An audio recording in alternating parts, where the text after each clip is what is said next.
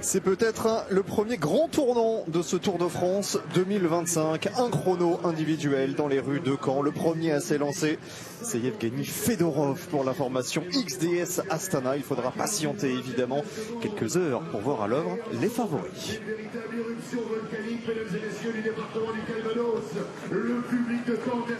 C'est Mathieu Van Der Poel qui refermera le portillon tout à l'heure à 17h pétante, 2 minutes après Tadej Pogacar et 4 après le départ de Jonas Vingegaard. Steve, c'est parti pour Yevgeny Fedorov avec son maillot distinctif. Ah ouais, effectivement, Yevgeny Fedorov qui court aussi bien sur route qu'en contre-la-montre avec le maillot de champion du Kazakhstan. Bon, on le voit bien avec ce départ, il va faire la journée tranquille. Il disposait quand même d'une bonne petite marge à l'issue du troisième temps intermédiaire. Encore 18 secondes pour en terminer pour Ivan Romeo. Ça va le faire et très largement. 37,44, 52,5 km/h de moyenne. On attend maintenant la marque de Lieuc-Plap. On vous a coupé en pleine explication, Théo. On vous retrouvera dans quelques instants pour prendre d'autres questions sur le hashtag LRP. En attendant, c'est l'heure du grand départ du double champion de France en titre du chrono, Bruno Armirail, impérial aux herbiers. Il avait devancé un Kevin Vauquelin, certes malchanceux, qui était parti à la faute très rapidement, mais Bruno Armirail avait savamment préparé son affaire. Il vient ici sur le tour avec l'objectif de rentrer dans le top 10, voire plus. C'est parti pour le champion de France. Il a expliqué, le circuit lui convient. Après, j'ai envie de dire tous les circuits le conviennent, même des parcours un peu plus vallonnés. On rappelle que Bruno Armirail est également un très très bon grimpeur. Donc il s'adapte au terrain, mais il semblait être satisfait après la reconnaissance ce matin de ce parcours. Lui qui avait tutoyé la victoire à 2 reprises sur le Giro 2021. Un peu rapide, mais il y avait largement la place. En plus, ouvre encore un peu plus ton virage pour bien le prendre à la corde. Vous avez fait sursauter tout le monde, Steve, mais ça va le faire pour Eduardo Affini dans la dernière ligne droite. Et lui, il termine au sprint, un vrai sprint, pas comme Tim Merlier tout à l'heure avec Valentin Perret-Peintre. Eduardo Affini va allumer du vert et améliorer très largement le temps d'Ivan Romeo. La moyenne va s'afficher. Jackie est aux aguets. Entre 53 et 54 km/h. Il a creusé dans le dernier secteur, 53.2, 29 secondes, .6 de mieux. Oh là là là là, attention. Allez, à partir de maintenant, il est dans le rouge. Top. Il y a 3 secondes. Allez, 3 secondes et demie, 4 secondes à reprendre pour Bruno Armirail. On va Bruno, pousser, on va y croire. T'as pas de foutre en l'air non plus, mais 4 secondes sur 1 km, ça paraît compliqué. Le hot seat est à ce prix. 4 secondes à reprendre à Eduardo Affini. C'est vrai que sur 1 km, c'est quand même important. On parlait tout à l'heure des 2 secondes au kilomètre à reprendre pour Remco Evenepoel vis-à-vis de Tadej Pogacar et Jonas Vingegaard. S'il souhaitait endosser le maillot jaune, c'était déjà mission compliquée sur 33 km. Alors 4 secondes sur 1000 mètres, c'est dire l'ampleur de la mission. Ça vire plus vite, Il est encouragé en tout cas, le champion de France. Encore. Ah, oui, il aurait pu... Allez au sprint. On l'a dit, il l'a dit ce matin, c'est la gestion sur 33 km qui est la plus importante en fonction du parcours, en fonction du vent. En tout cas, quoi qu'il arrive, il aura fait un superbe chrono, Bruno Armirail, aujourd'hui. Il a parfaitement géré son affaire. Il a repris du temps au champion d'Europe sur la deuxième partie de ce chrono. Il lui reste moins de 5 secondes pour en terminer. Et ce sera malheureusement trop juste pour Bruno Armirail. Mais coup de chapeau, il ne concède que 2 secondes 47 à Eduardo Affini. Il va les trouver dans son chrono. Ah, mais ça c'est sûr. Lorsque vous êtes battu, comme tout à l'heure, Roméo de 30 secondes, vous n'avez aucun regret. Après, je ne pense pas qu'il ait beaucoup de regrets, Bruno Armirail. Il a vraiment fait un superbe chrono. On va voir si au départ... Info ou un tox alors? Moi je pense que ça va tout l'air d'être une info quand même. S'il vous plaît, un peu de silence. Il part concentré. Vous m'avez dit, il ne le fait pas à fond. Il a l'air concentré quand même sur la rampe de lancement. Pour l'instant, il gagne l'applaudimètre. Wout van Aert, malgré le passage de plusieurs coureurs français.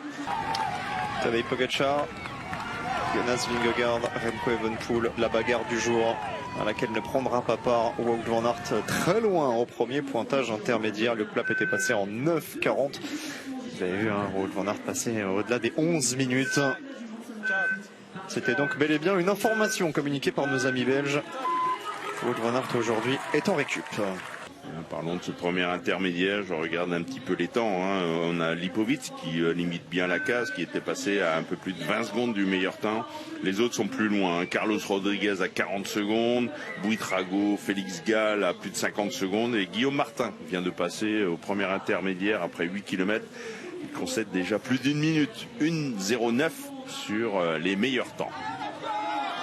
16h44 dans moins de 10 secondes. Le champion olympique, le champion du monde de chrono va s'élancer. Il est le grandissime favori du jour, déjà vainqueur à Gevrey-Chambertin l'année dernière. Voici Remco Evenepoel. Départ tonique déjà. Hein. Un départ virevoltant. Oh là là là, c'est l'un des départs les plus rapides.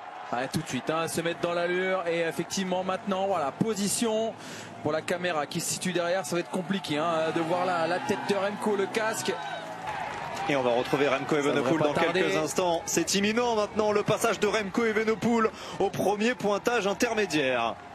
Là normalement c'est la banderole des 25 derniers kilomètres. Ah, il sera peut-être derrière Plapp, mais il sera devant Edoardo Affini qui était passé en 9,47. On l'a dit, hein, il y a du vent, hein, un vent plutôt défavorable là, dans la première partie. 2 secondes 5 de concéder à Luke Plapp, mais c'est devant Bruno Armirail, c'est devant Edoardo Affini et c'est très loin devant ses rivaux pour le classement général en ce qui concerne la lutte pour le podium. Primož Roglič et Florian Lipovic. Ah, et puis ça demande quand même une préparation mentale hein, particulière. Hein. On est seul, on se bat face à soi-même. Hein, pour tous les compétiteurs qui aiment Roglič à 50 secondes hein, de Plapp. 9e, alors que Florian Lipovic est 7e à 35 secondes.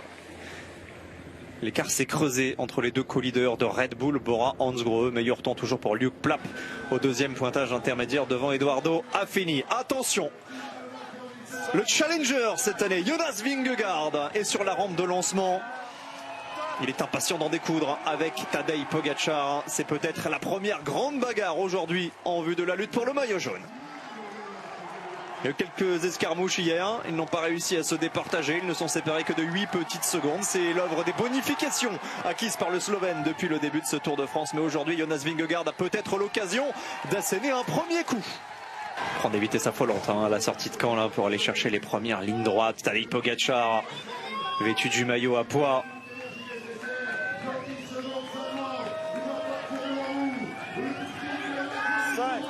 Lancé par Marc Chavet au micro.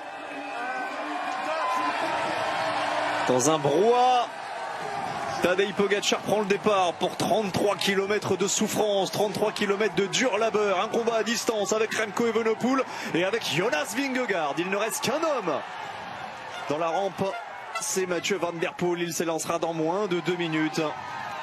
Et une roue avant pas très haute hein, au niveau du vélo contre la montre.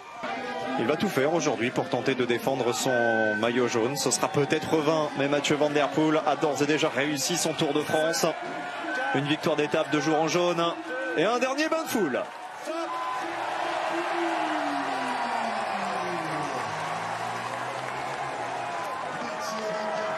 Jackie, le pointage est attendu avec une grande impatience. Eh bien, après 3 km de course, Kevin Vauquelin, on l'a dit, a perdu 4 secondes. Eh bien, Jonas Vingegaard, même s'il est parti, semble-t-il, très vite, accuse déjà 10 secondes de retard sur Remco Evenepoel après seulement 3 km de course. Ça veut dire que Vauquelin aurait repris 6 secondes à Jonas Vingegaard dans seulement 3 km. Tout à fait. Après, la route est encore longue. La route est encore très longue, mais c'est un premier indicateur. Au premier pointage intermédiaire, Remco Evenepoel est passé quasiment dans les temps de Luke Plapp, seulement à 2 petites secondes. Et au deuxième pointage intermédiaire, Remco Evenepoel n'était qu'à 4 secondes d'Edoardo Affini, mais le vent a tourné et Remco Evenepoel aura peut-être la possibilité de reprendre du temps sur le trajet retour. Après 3 km, ça c'est le pointage Jackie Durand. Tadej Pogačar disposait de 2 secondes d'avance sur Remco Evenepoel et de 12 sur Jonas Vingegaard et Mathieu Van Der Poel. C'est confirmé par la réalisation après 7 minutes de course. Tadej Pogačar est en train de s'envoler. 15 secondes d'avance vis-à-vis de Jonas Vingegaard et toujours 2 minuscules secondes sur Remco Evenepoel. Ça veut dire que, Jackie, pour l'instant, Tadej Pogačar est en train de nous faire mentir, non pas sur la possible conquête du maillot jaune par Remco Evenepoel, mais sur la perspective du gain de l'étape, parce que Tadej Pogačar, à notre grande surprise, est en train de donner du fil à retordre à Remco. Eh oui, après 3 km de course, on va voir exactement, après 8 km de course, si la tendance va s'inverser ou s'il continue à accentuer son avance. Ce qu'il y a de sûr, c'est que Pogačar roule beaucoup plus vite que Vingegaard dans cette première partie. Ouais, alors, attention.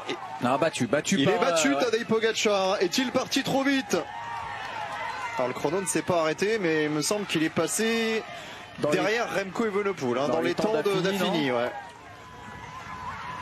Ouais, quasiment dans la même seconde, il est devant Pogačar, mais pour une petite seconde.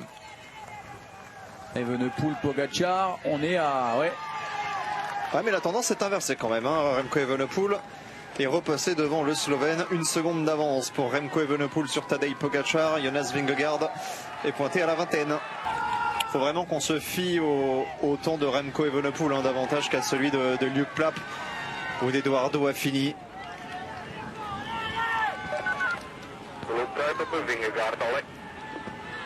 Tu gagnes du temps sur Vingegaard, 20 secondes, continue de pousser. Voilà les consignes du team radio chez Soudal Quick-Step. Il a pris le virage gauche, je pense qu'on pouvait pas aller beaucoup plus vite en termes de trajectoire.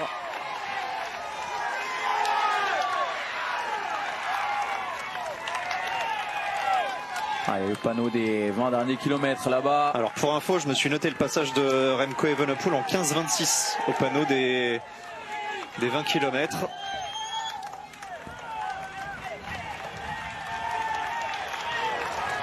Ouais, c'est ça. Il y a 8 secondes à l'avantage du champion du monde vis-à-vis de Tadej Pogačar. Il est peut-être parti un poil trop vite. Très ambitieux aujourd'hui Tadej Pogačar. Mais de l'ambition à la prétention, il n'y a qu'un pas. Il va falloir rester concentré dans la gestion de ce chrono. Matteo Jorgensen à 1 minute de Luke Plapp au deuxième pointage, battu notamment par Kevin Vauquelin. Primož Roglič à l'arrivée. Ça part dans tous les sens ce chrono. Primož Roglič 7e à 46 secondes. Vingegaard au deuxième pointage intermédiaire.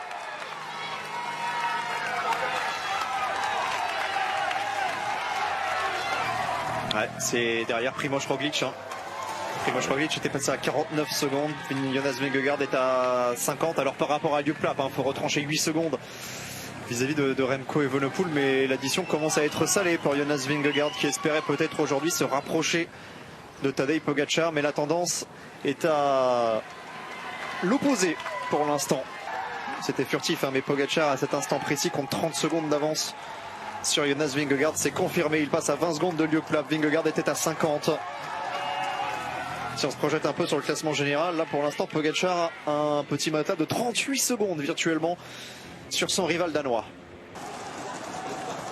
On avait dit 30 secondes, on sera pas loin des 30 secondes. Il y aura peut-être même plus pour Remco Evenepoel qui va terminer au sprint. Il était parti peut-être un poil timidement, mais le vent portant sur le retour lui a permis de s'envoler. Remco Evenepoel va frapper fort, remporter ce chrono, très probablement le deuxième de sa carrière sur le Tour de France après Gevrey-Chambertin l'an passé. La question maintenant, c'est de savoir si Remco Evenepoel sera en capacité de reprendre 58 secondes à Pogačar. On arrête le chrono, 33 secondes de reprise à Affini, 54 km/h de moyenne. On va attendre le passage de Pogačar. Pour l'instant, la tendance est plutôt à la faveur du Slovène, mais il reste du temps. On devrait bientôt avoir Kevin Vauquelin dans le final. Le voici. Il suffisait de demander, Jackie.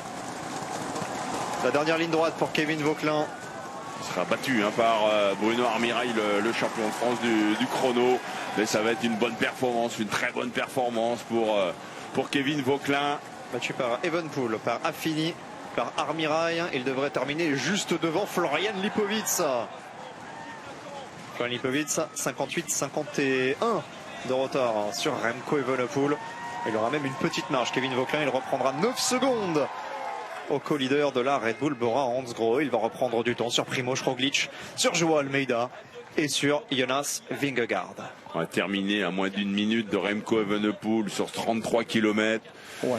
Chapeau à tous ces coureurs. Ils sont pas nombreux à terminer à moins d'une minute. Et full gas encore, hein. Tadej Pogacar, il est sorti à l'extrémité de la trajectoire extérieure pour venir flirter avec la base des balustrades. Et 1 minute quasiment maintenant de récupérer vis-à-vis de Jonas Vingegaard. Allez au sprint. Pour le Danois, déjà 1 minute de concédé à Remco Evenepoel. Il sera dans les temps de Primož Roglič qui lui a cédé 1 minute 19 dans les temps de Matteo Jorgensen, son coéquipier américain, vainqueur de Paris-Nice. Il sera même derrière, hein, ces deux gars-là. Ouais, il va être derrière son coéquipier, hein, derrière Jorgensen. Ça, c'est la petite sensation. Battu de 2 secondes par Jorgensen aujourd'hui. Juste devant Tobias Foss. Hein. Il a cédé également 2 secondes à Primož Roglič. Allez, au sprint, c'est terminé pour la victoire d'étape pour Tadej Pogacar. Mais ce sera quand même le grand gagnant de cette journée. Il va s'adjuger la 2e place du chrono. Frapper un très gros coup sur la tête de son principal rival, Jonas Vingegaard. Et s'emparer du maillot jaune, du maillot vert et du maillot à pois. Tadej Pogacar sur son petit nuage. Ouais, seulement 16 secondes de perdu. On parlait de Remco Evenepoel, hein, qui voulait récupérer 2 secondes au kilomètre sur Pogacar. Bah, il lui a mis quoi, 1 demi-seconde seulement au kilomètre. Grosse performance d'Evenepoel et grosse performance d'Evenepoel. Alors, il est content Evenepoel, mais est-ce que c'est officiel? Pas encore. On va attendre le passage de Mathieu Van Der Poel, mais c'est tout comme personne ne pourra détrôner aujourd'hui le champion du monde et champion olympique. Oh, le masque, hein. Le masque. Ah, et pour cause, hein. Il ne sera que 12e, 13e même de ce chrono, puisque Tadej Pogacar est venu s'intercaler. Oui, parce que pour lui, aller perdre 1 minute 20 sur Remco Evenepoel, on va dire, il pouvait s'y attendre. Mais c'est surtout perdre 1 minute sur Tadej Pogacar. Là, il s'y attendait pas. Jonas Vingegaard. Et on va retrouver au classement général, à l'issue de cette étape, Pogacar devant Evenepoel et Kevin Vauquelin qui doit être 3e au classement général. 18e Mathieu Van Der Poel, il ne s'offrira même pas le luxe d'inscrire des points aujourd'hui pour le classement du maillot vert. Il n'y avait que les 15 premiers de primés. Le top 10 de cette étape dominé par Remco Evenepoel, Tadej Pogacar à 16 secondes. Eduardo Affini, longtemps leader, se contentera finalement de la 3e place. Et un très grand bravo à nos 2 Français. Le champion national Bruno Armirail est 4e. 5e place pour Kevin Vauquelin, porteur du maillot blanc. Oui, ça a bien changé. Mathieu Van Der Poel a reculé, évidemment. Jonas Vingegaard, c'est le grand perdant de la journée. 1 minute 13 de débours. Je pense que ce matin, il ne s'imaginait pas perdre autant sur Tadej Pogacar. Et puis Remco Evenepoel qui se rêvait en maillot jaune. Bon, bah, tous les espoirs ne sont pas perdus. Il reste à l'affût, 42 secondes. Il reste encore une étape difficile demain. Il va peut-être tenter quelque chose. Et puis Kevin Vauquelin, pareil, dans le match, 3e. Solide, hein, son début de Tour de France, dans la lignée du Tour de Suisse et de ses championnats.